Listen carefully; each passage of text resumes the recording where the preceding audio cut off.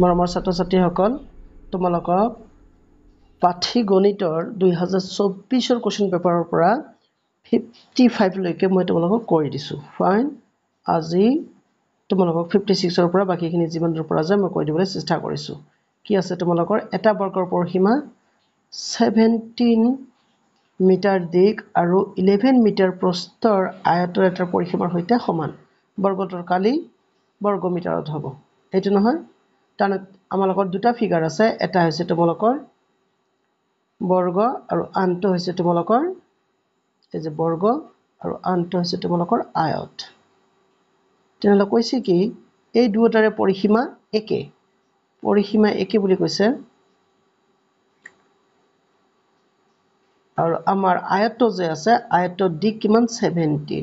আৰু প্ৰস্থ কিমান 11 দিক হল তোমালোকৰ 17 আৰু প্ৰস্থ হল 11 মিটাৰত আছে কিন্তু দেই আৰু এই দুটাৰ পৰিসীমা একে পৰিসীমা তোমালোকে কিহেৰে ডিনোট কৰা p দি বুজাবা p is for periphery or perimeter fine তেনেহলে আমি কৰিম কি আমাক সুধিছে কি কোশ্চেনত যে বৰ্গটোৰ কালি কিমান হ'ব এই বৰ্গটোৰ যদি আমাক কালি উলিয়াব লাগে তেনেহলে আমাক নিশ্চয় বাহুৰ মাপ আমাক উলিয়াব লাগিব বাহুৰ জোখ তেনেহলে আমি জানো যে বৰ্গৰ পৰিসীমা এনেকৈ আমি লিখিম বৰ্গৰ পৰিসীমা হল 4a ফৰ্মুলা কিন্তু দেই মুখস্থ ৰাখিবা আৰু আয়তৰ পৰিসীমা হল 2 * l + b এই দুটা কিন্তু একে তেনেহলে সমান সমান আমি লিখিব পাৰিম ইফালে তাৰ আগতে আমি কাটি লওঁ ৰবা ইফালে 2 * 2 = 4 ইমপ্লাইজ তোমালোকে লিখিবা 2a is equal to l ৰ মান কিমান দিছে 17 আৰু ব্ৰেথৰ মান দিছে তোমালোকৰ 11 তোমালোকে যোগ কৰিলা which implies twice a equal to 17 আৰু 11 যোগ কৰিলে তোমালোকৰ 28 নহয়নে বাৰু ফাইন এতিয়া কাটিবা তোমালোকে 2 * 14 = 28 তেনেহলে আমাৰ এৰ মান কিমান হৈ গল which implies a equal to 14 তানে বৰ্গৰ বাহুৰ দিক হ'ব 14 মিটাৰ তেনেহলে এৰিয়া কিমান হ'ব 14 স্কয়াৰ এৰিয়াৰ ফৰ্মুলা কি আছিল তোমালোকৰ এৰিয়াৰ ফৰ্মুলা আছে নহয় a স্কয়াৰ মানে সাইড স্কয়াৰ 14 স্কয়াৰ কৰিলে 14 * 14 কিমান হ'ব 196 মিটাৰ স্কয়াৰ তোমালোকক কিন্তু এইখিনিতে ক'ব বিচাৰিছো তোমালোকৰ স্কয়াৰ নাম্বাৰ বিলাক কমসে কম 1 ৰ পৰা 20 লৈকে মুখস্থ ৰাখিবা তেহে তোমালোকৰ পৰীক্ষা একদম বিন্দাস কম সময়ৰ ভিতৰত তোমালোকে ম্যাথমেটিক্যাল প্ৰবলেম বিলাক সলভ কৰিব পাৰিবা আচ্ছা 196 আছে নহয় আছে নাই আমি চাও নিশ্চয় আছে ইয়াত অপচন এ নেক্সট তোমালোকৰ 57 কি আছে না বাৰু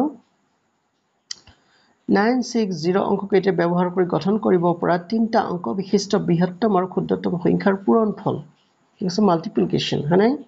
তেনেহলে আমাৰ অংক কেইটা আছে তিনটা 960 আৰু তোমালোকৰ বৃহত্তম আৰু ক্ষুদ্ৰতম সংখ্যা আমাক উলিয়াব লাগে ফাৰ্স্ট বৃহত্তম আৰু ক্ষুদ্ৰতম নিশ্চয় কৈ বৃহত্তম সংখ্যাটো হ'ব 960 আৰু ক্ষুদ্ৰতম সংখ্যাটো হ'ব লাগিছিল 069 কিন্তু এটো দুটা অংক বিশিষ্ট হ'ব সেই কাৰণে তোমালোকক লিখিব লাগিব 609 জানিবা কিন্তু এটো ভুল নকৰিবা 609 এতিয়া এই দুটা আমাক পূৰণ কৰিব লাগে মানে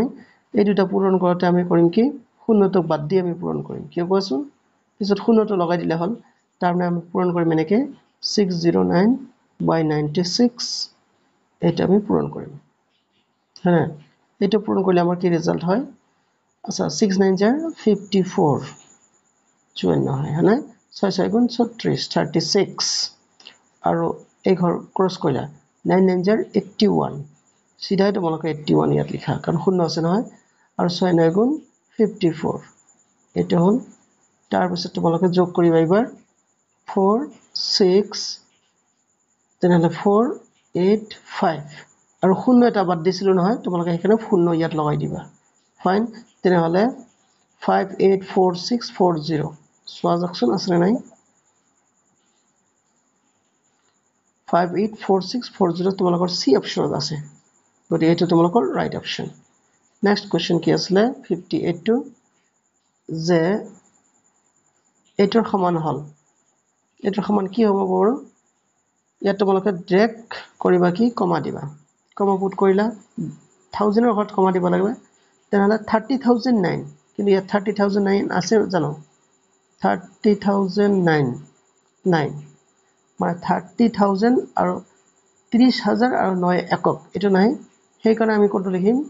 3,10,000 3,10,000 মানে 30,000 আৰু 9 একক গতিকে আমাৰ সি অপচনটো ৰাইট অপচন মৰমৰ ছাত্ৰ ছাত্ৰীসকল